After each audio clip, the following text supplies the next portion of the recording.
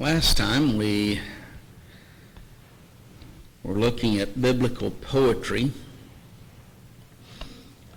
So if you've got that sheet, you'll have a lot of the notes. But our poetry is based on rhyme and meter. But that has nothing to do with biblical poetry. Biblical poetry consists mainly of parallelism. Sometimes it's called thought rhyme or logical rhyme, but thought rhyme probably would be very close to really what it is. But, and we did mention at that time that the importance of this is seen in that at least a third of the Old Testament is written in parallelism. So it's an important study if we're going to study the Old Testament, but there's a lot in the New Testament that's also in parallelism. We'll get to that in a little bit. We began looking at the basic forms of parallelism. The first one, synonymous, where the first line says something and the second line has the same thought, but it puts it in different words. And we looked at some examples of that. We're looking at examples of each of these, in fact. The second is antithetic. Antithetic, the prefix anti is against or opposed. So in this case, the first line says something, and then the second line says the opposite. It's a contrasting thought.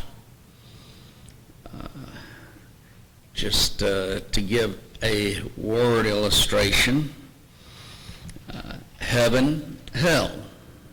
Those are contrasting thoughts. So see something like that, it might be parallelism, antithetic parallelism.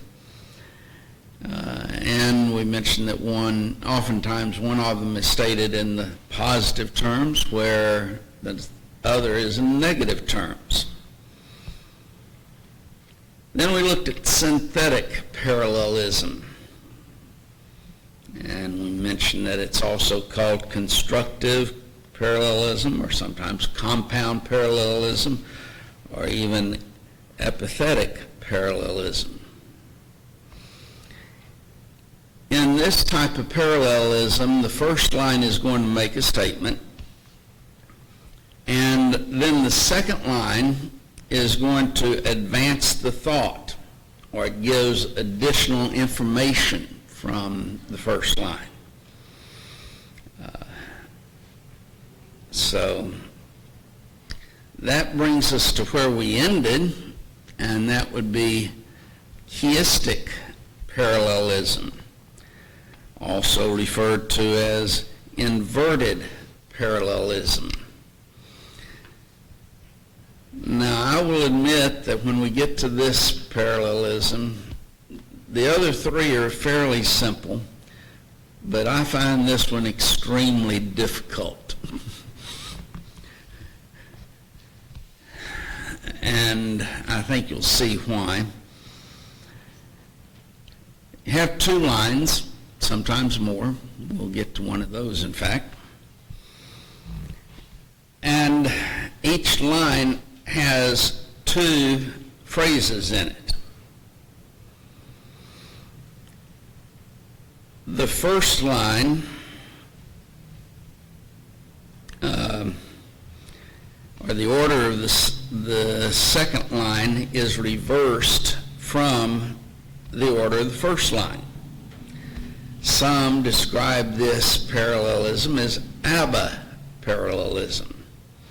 A, B, B, A, ABBA.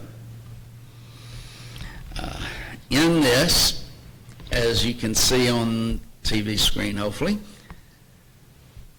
The A's would be synonymous. That's why I use both A for both of them. The B's are synonymous. So if you just had the A and you eliminate the B's, you'd have synonymous parallelism. Or if you had just the B's and you eliminated the A's, then you would still have synonymous parallelism.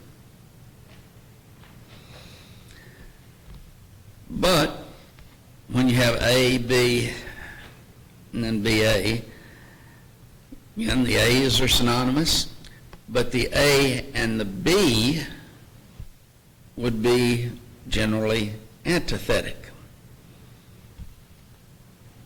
So it basically is saying, making a contrasting thought. Maybe some examples will help. Because as I say, this is, to me, it is very difficult in finding these and really looking at them.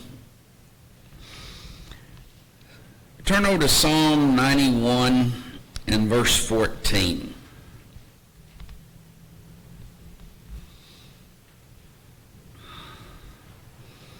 Now notice that there's 4 phrases in this.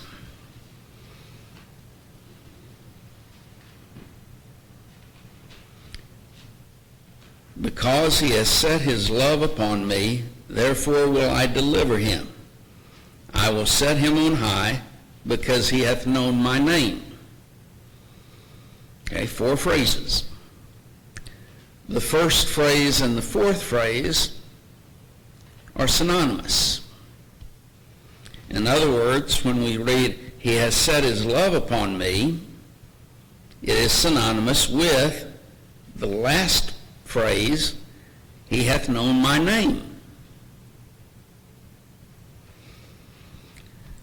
The second phrase and the third phrase are synonymous.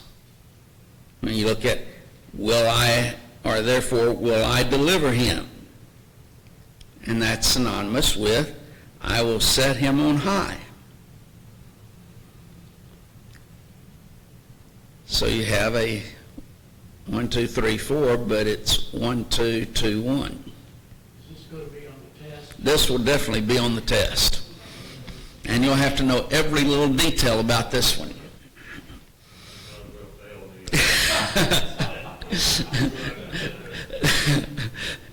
As I said, it is a difficult aspect, for me at least, to find. I don't know if anyone would disagree with me on that, but to me it's a difficult concept.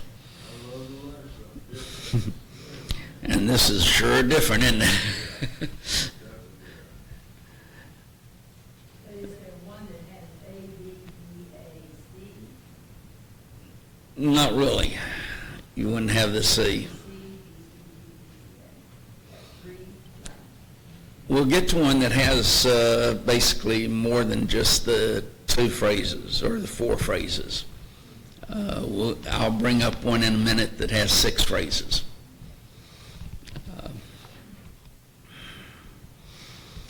Turn over to Proverbs 14, or not 14, 23, verses 15 and 16.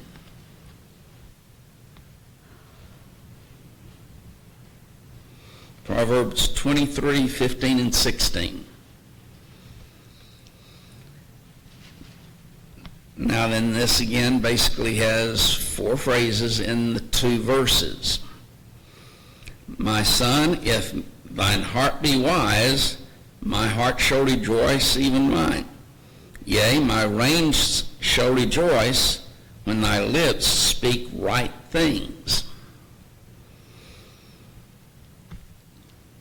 So again, 4 phrases. Makes sense. Yeah. You look at, if thine heart be wise, corresponds to the last part of verse 16, when thy lips speak right things. Then you have the last part of verse 15 and the first part of verse 16. My heart shall rejoice is synonymous with my reins shall rejoice. Now, I show a key to why we study these things. Not just to have a knowledge of it, that's important. My reins shall rejoice. What does that mean? I might not know what it means. But if I've recognized the chiastic parallelism, I can go back to, my heart shall rejoice. Oh, my reins is talking about my heart, my thinking, my attitude. It will rejoice. When? Oh, when I'm wise, when I'm speaking right things. And so it helps us in our understanding of the Scriptures. Even though, as I said, it's very difficult to recognize this one in particular, it's still an important concept. Turn over 1 Timothy 3 and verse 16.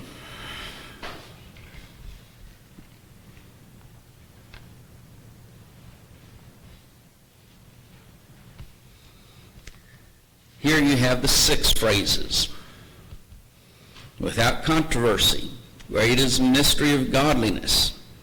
God was manifested in the flesh, there's 1. Justified in the Spirit, that's 2. Number 3 is seen of angels. Number 4 is preaching to the Gentiles. Number 5 is believed on in the world. And number 6 is received up into glory.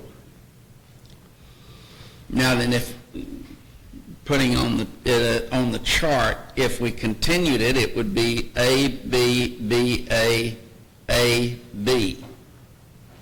You'd just put another X down there from the B and the A.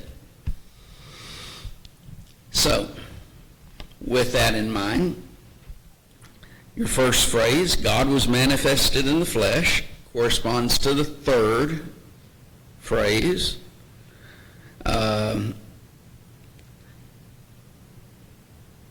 Preached unto the Gentiles. And the next phrase, believed on in the world. And then you have seen of angels, the second one, or justified in the Spirit, justified in the Spirit, the second phrase, corresponds to seen of angels, be the third, and then the 6th, received up into glory.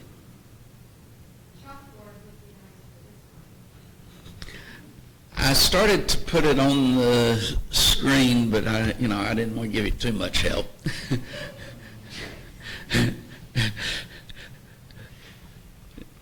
That'd make it too easy, But just think of it as 1, 2, 3, 4, 5, 6, 1 and 4, then 5. Those are going to be the same. 2, 3, and 6 are going to be the same. So put it numbers instead of the A, B, B, A. I know, I'm still getting strange looks. That one was hard.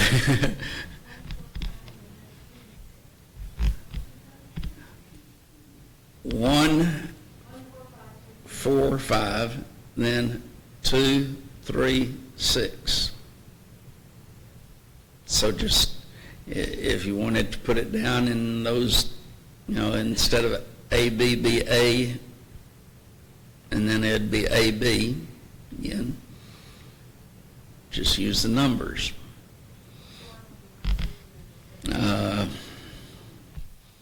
There's 1, 2, 3, 4, 5, 6. 1, 4, and 5. That should have. 2, 3, and then 3, 6. That didn't.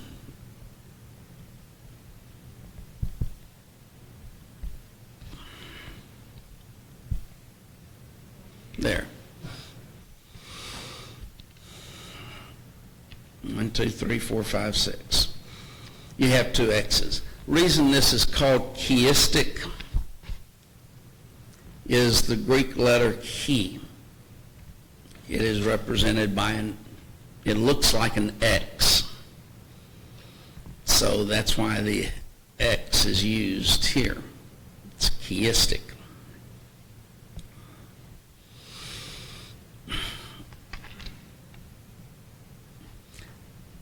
Now, is that clear as mud? You might understand the concept even though finding them as I is very difficult and recognizing them is very difficult. At least it is to me. So, as we continue on, number 5.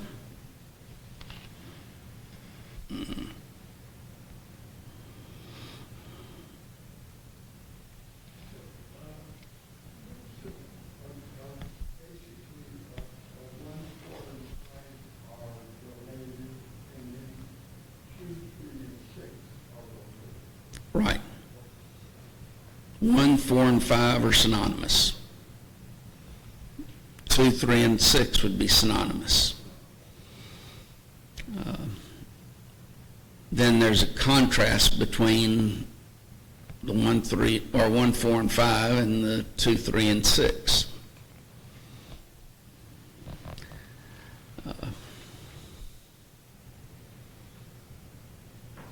So a contrast there.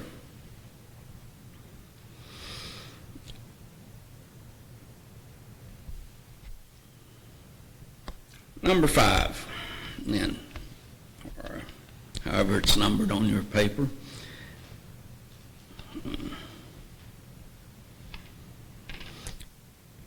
Emblematic.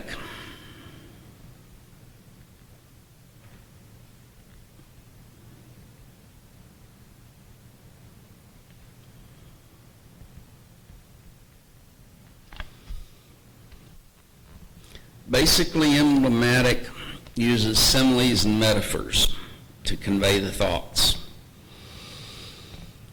Now then, if you remember back in our study of figures of speech, a metaphor is simply a figure of speech in which there's an implied comparison that's going to be made between two different things.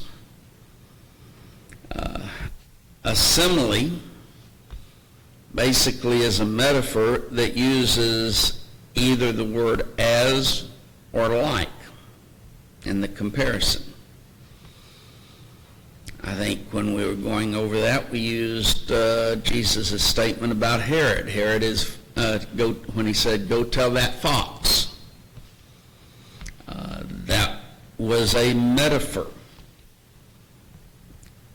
If he had said, to go tell that one who is like a fox, that would have been a simile. So basically they're the same thing except one uses like or as. Well, this is done in poetry as well. And then it's emblematic parallelism. Song of Solomon, chapter 4 and verse 1.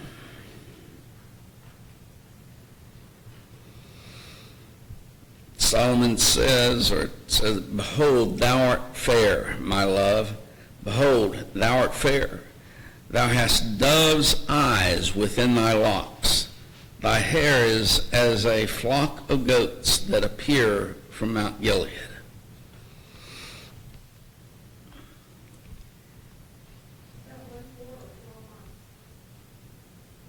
Four one. Song of Solomon 4:1.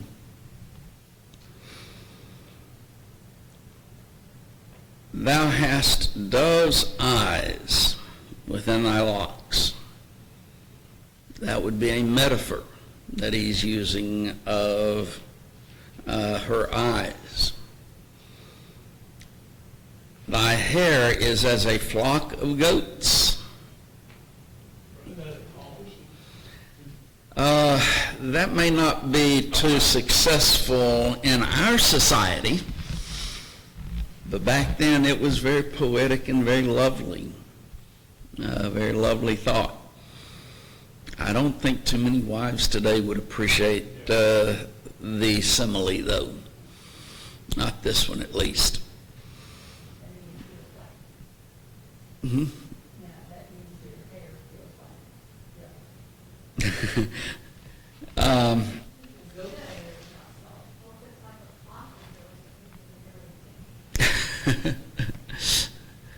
You're just showing the loveliness of her. Put it that way. Hmm?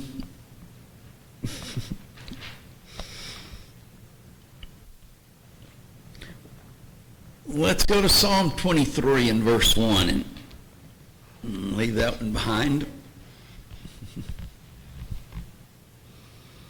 Probably everyone knows this one without even looking it up. 23rd Psalm and verse 1. The Lord, actually it's Yahweh is my shepherd, I shall not want. In this, Yahweh, Jehovah, is likened to a shepherd. He uses a metaphor in relationship to Jehovah, that he is like he is a shepherd. A shepherd then will portray, especially to their mind, protection, guidance, care, concern, those type of attributes. And so it immediately suggests to the mind that Yahweh is one who protects us, one who guides us, who cares for us. And if you look at the last part of that phrase, I shall not want, or verse, verses 2 through 6 then are based upon that phrase, I shall not want. Everything refers back to I shall not want. Why shall I not want? Because Yahweh is my shepherd. And I think I've said this before, but it probably has been forgotten. I don't think I've said it 7 or 8 times yet. But if you look at Yahweh is my shepherd, in John the 10th chapter, who is the good shepherd? Jesus.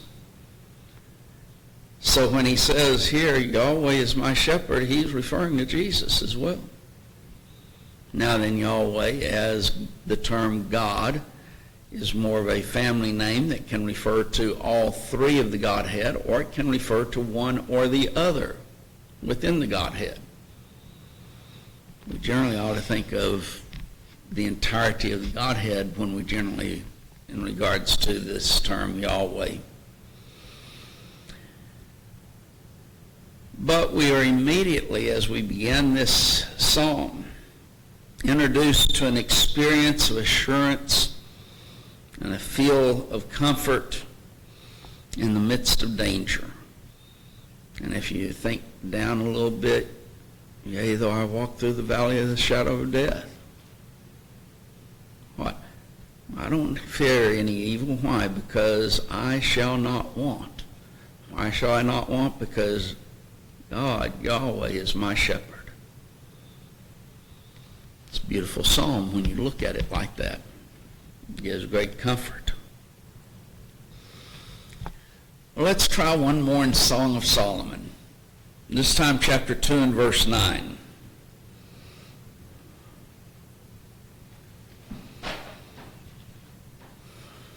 And this one probably wouldn't work in our society either, but Song of Solomon 2 and verse 9.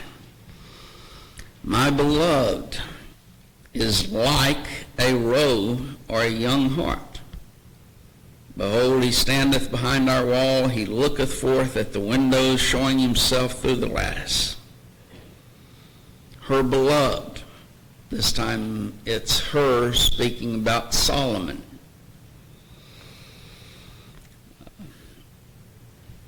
So Solomon is like a roe or a young hart. Is like. There's your simile. Using a simile in this poetry. This simile, like a roe or young hart, is depicting the speed at which he comes to her. It shows his desire to see her. He has a great desire to see me, is what she's saying. He comes speedily. He's rushing to get to me. So, now then, that's why you use similes and metaphors, even in poetry. 6, climactic.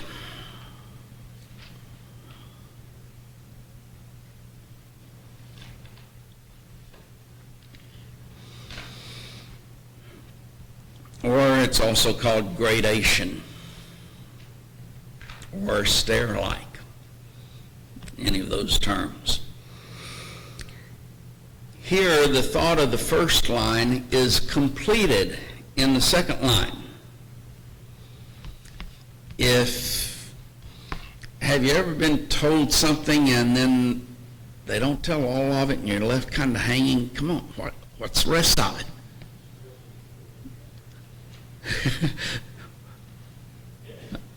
I'm glad I didn't hear that one.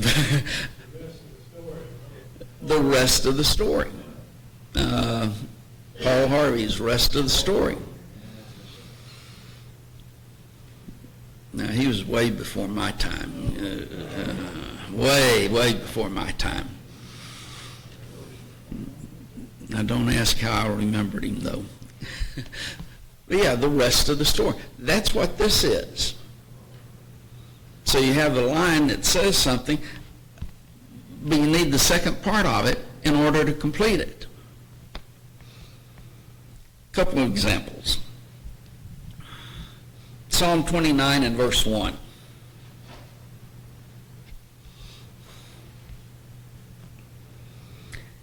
Give unto the Lord, O ye mighty. Give unto the Lord glory and strength. You say the first part, give unto the Lord.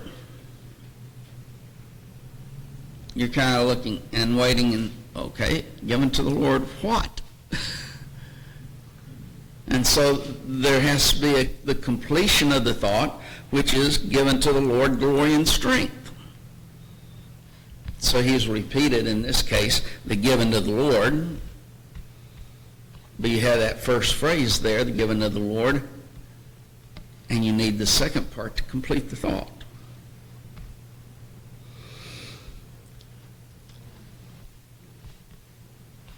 Turn over to Exodus 15 and verse 16.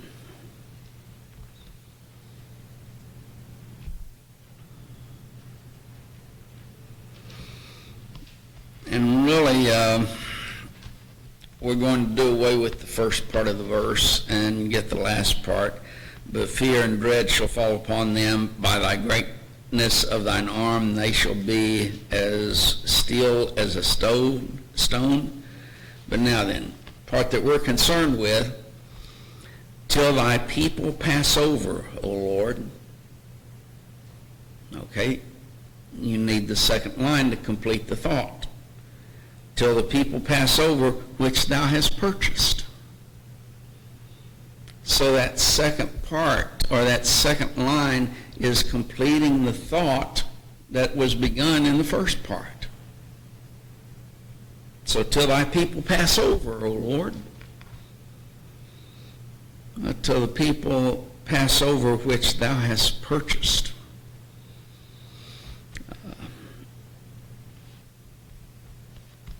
So that's what this climactic, it's building to a climax that you need to get to. Okay, now then, those are 6 basic forms of parallelism. But now then we need to go a little bit further. And there is internal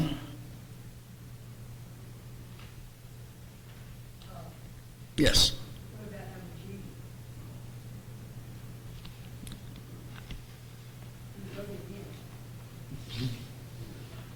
You wrote it again. I don't have my sheet here. Where is it?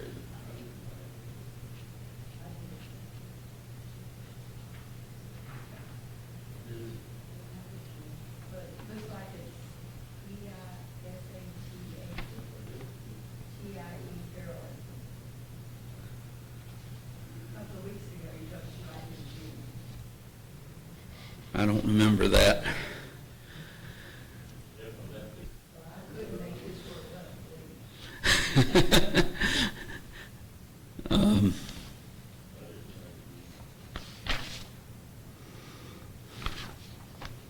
I don't remember, so I'm going to ignore it. Just ignore it. No, I want to find out what it is. Did you write it? No, because, I mean, I might have, but I don't have a book. Well, keep reading. P-P-A-T-H-T-I-E, parallelism. That's what I think of right now. You said when we first started here, you were going down to the G and like this one, instead of the title. And I don't have it in my notes either, so.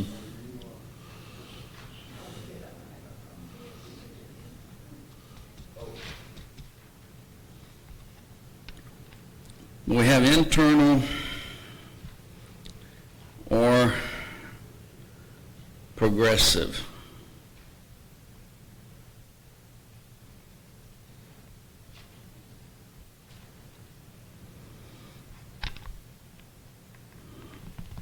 The progressive is also called sometimes external.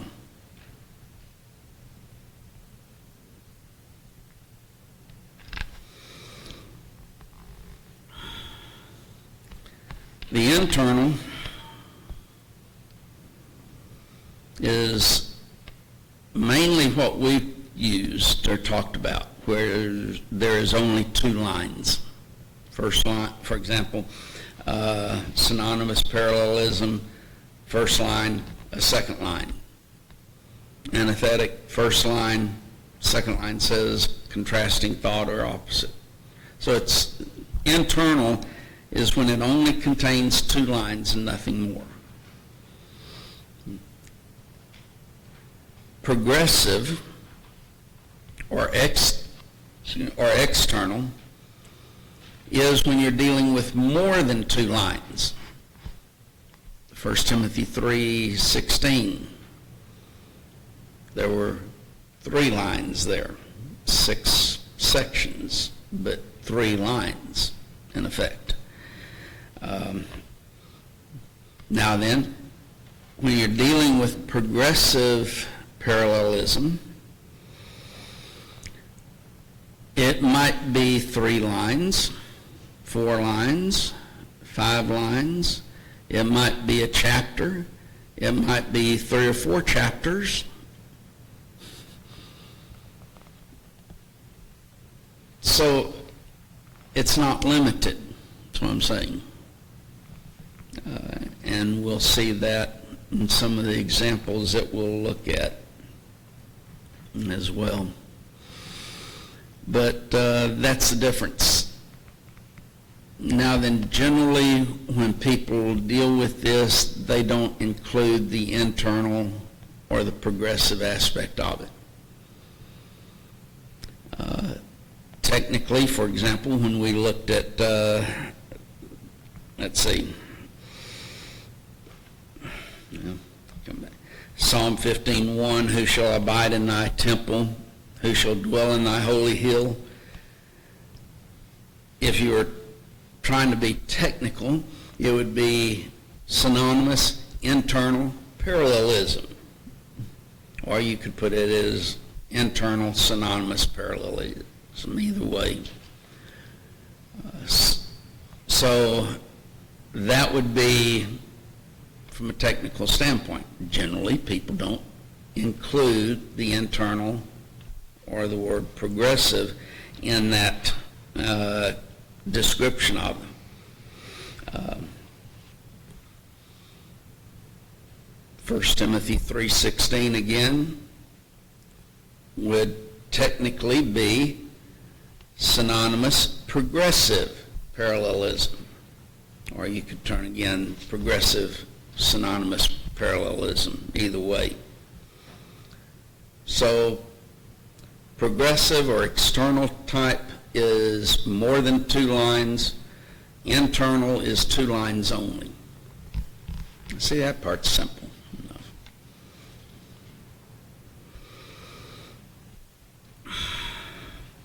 Now then, an acrostic.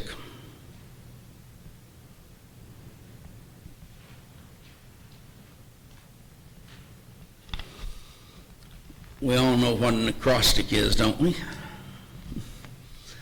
There's been many sermons preached using acrostics. I know I preached a few. I never did preach a great deal of acrostics, but some people do. It's an easy way to help remember the points of the sermon. But each succeeding line or verse or the series of verses begins with the next letter of the alphabet. Psalm 119 is an acrostic. That's the longest and best known acrostic. It's comprised of 176 verses. Each letter of the Hebrew alphabet is used to begin all 8 lines, or 8 lines. So the first 8 verses would be Aleph, which is the first letter of the Hebrew language. Beth, next 8 verses. And now then, it does not come across in translations. Just can't do it. So we lose the acrostic nature of the Hebrew or the Greek if you were using Greek. The Hebrew alphabet has 22 letters. So if a psalm has 22 verses, guess what? It's probably an acrostic or a multiple of 22. If it would had 44 verses, it's probably an acrostic. Now, again, in English, you're not going to be able to tell that it is because you can't bring over in the translation the letters like that. Some of our Bibles on 119th Psalm actually give you the Hebrew letters, separate each section. There's some that don't. Well, it's one better than the other. If you want to learn the Hebrew language, well, you have the Hebrew letters right there. Esor does.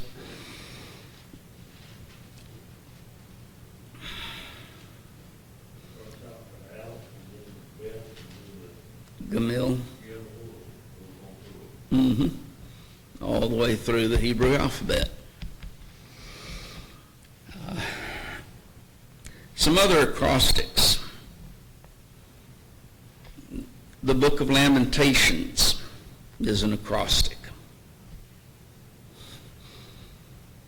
If you look, I think it's the first chapter is 22 verses. The first chapter is 22 chapters. That's real good. 22 verses. Second chapter, 22 verses. The third chapter, I believe it's the third chapter, is 66 verses. So it's repeated 3 times. Some psalms that are acrostics. The 9th Psalm, the 10th Psalm, the 25th Psalm,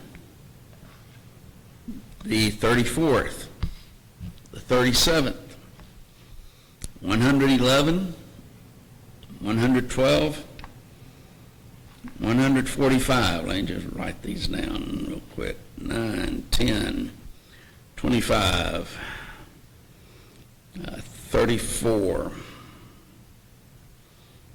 37, 111, 112, 145. So all of those psalms are acrostics. What you? Go.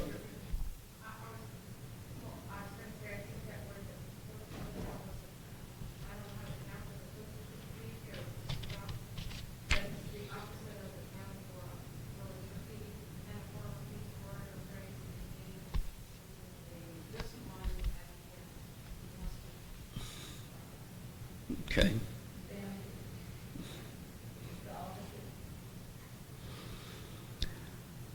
One other acrostic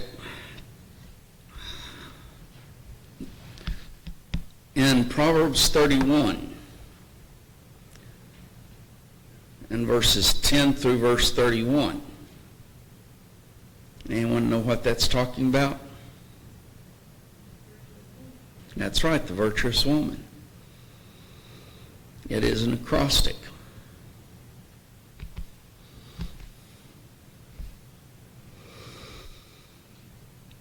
Now then, this is just the beginning. Did you have a question or? Okay.